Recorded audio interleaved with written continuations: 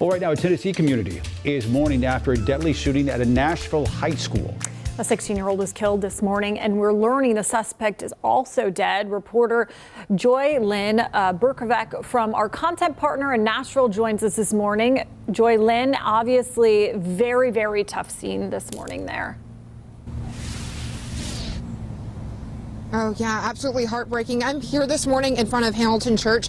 This is where they had a healing vigil last night, and the community could come together. There were Antioch High School students that witnessed the situation. They were able to come here and be embraced by the community, by family members, and everyone could start the healing process. It's likely going to be a long process for those kids and for the whole community here. We did talk to a senior who witnessed what happened, and she said that every time she closes her eyes, she sees those terrifying moments of the gunman opening fire in a cafeteria. This happened just after 11 o'clock yesterday.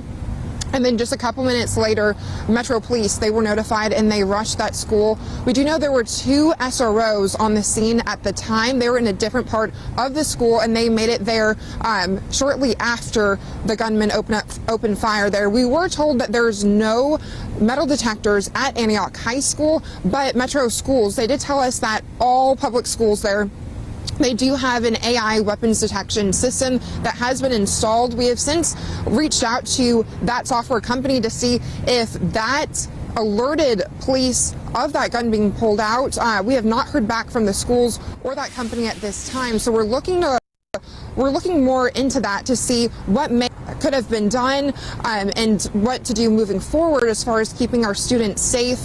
We know our police chief here, he did say that there were materials found to where someone would have reported what they have seen. They've been pretty tight-lipped about these specifics, but had someone reported what they have seen, they may have been able to intervene if the police were made aware of those materials. Again, we are looking to get a closer look at what those materials are, but all of our hearts are broken here in Nashville, especially those students who saw what happened. You know, they were just having lunch, they were in the cafeteria, and for one of their peers to pull out a gun, shoot 2 other students, killing one, and then turning the gun on himself. It's just a devastating situation. And that senior that we heard from, she said that she was fearing in those moments, she felt so hopeless. She didn't have her phone with her, and she felt so hopeless and fearful, and she said that she's really been struggling with everything. And so our hearts are out with them. There is help available in the area for those needing some healing. There's some mental health professionals available for those in Nashville this morning.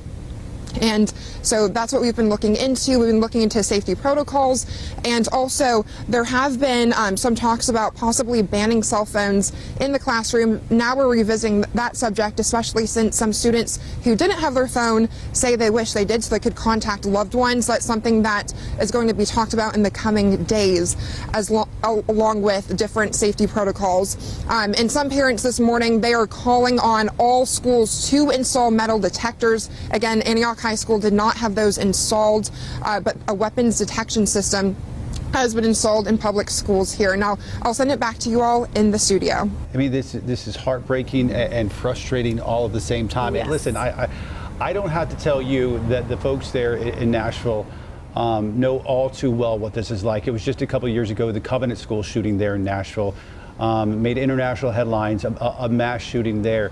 Give us an idea, Joylyn, the sense there of parents and people in the community. They've got to be fed up with this. Yeah, they are. When this happens, you know, a lot of people were like, again? I myself was in a school shooting in middle school. It's been several years. This was 2011.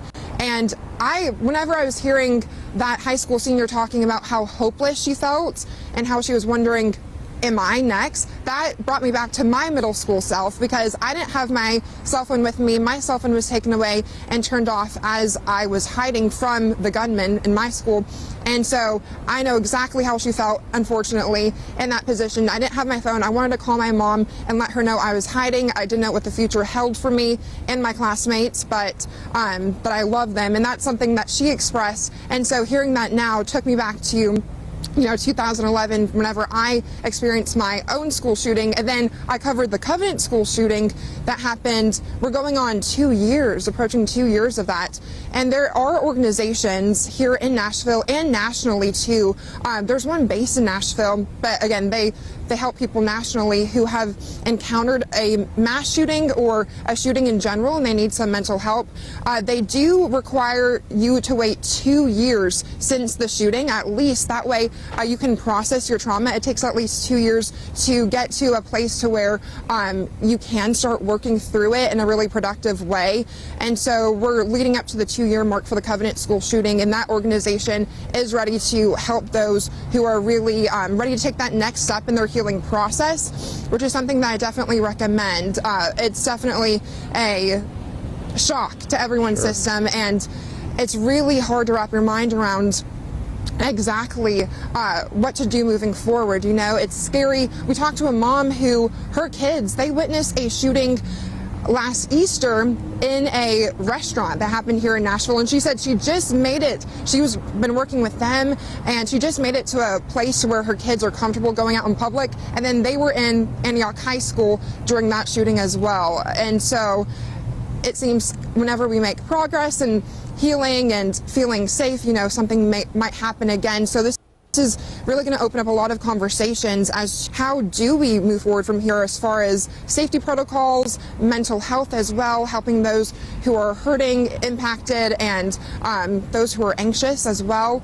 So there's going to be a lot of conversations here, but this is such a supportive community, and so I think everyone really feels the support at this time, and I'm hoping that we can continue these conversations and take that next step forward. Yeah, you touched on it right there, Joylyn, but let me ask you to take off your reporter hat and just put on your survivor hat, having been through this yourself. Did you think 14 years later that we'd be still grappling with this issue of school shootings? And because you were 2011, it was almost 20 years before that we had the Parkland shooting in Colorado. As a survivor, are you surprised that we've not been able to get a handle on this problem? Yeah, I'm definitely surprised and saddened. I'm a mom now myself, and so yeah, with multiple school shootings that have happened, I've been hoping and praying ever since I was in middle school, hopefully this is resolved before I start having kids. And now I have a 3-year-old, and I'm getting ready to send him to school.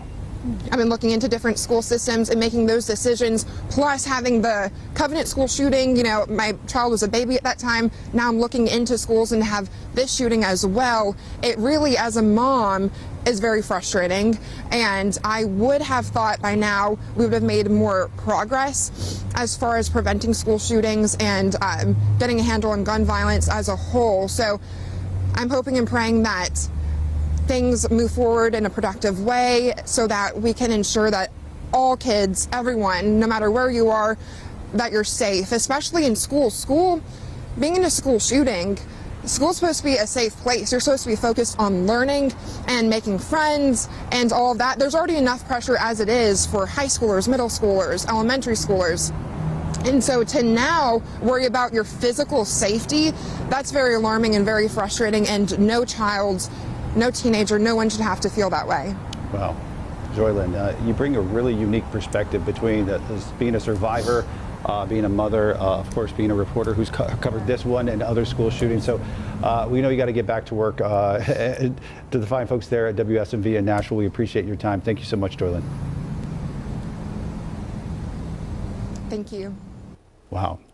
Incredible. Really unique perspective that you don't often hear. You don't often hear that. And you know what? It's becoming more and more common. I mean, I've heard other reporters say this too. It's like when I was in a school shooting, and it's just mind-boggling. It's mind-boggling that it's become so culturally relevant right, and normal. Normal now. Yeah. It's really sad. Yeah.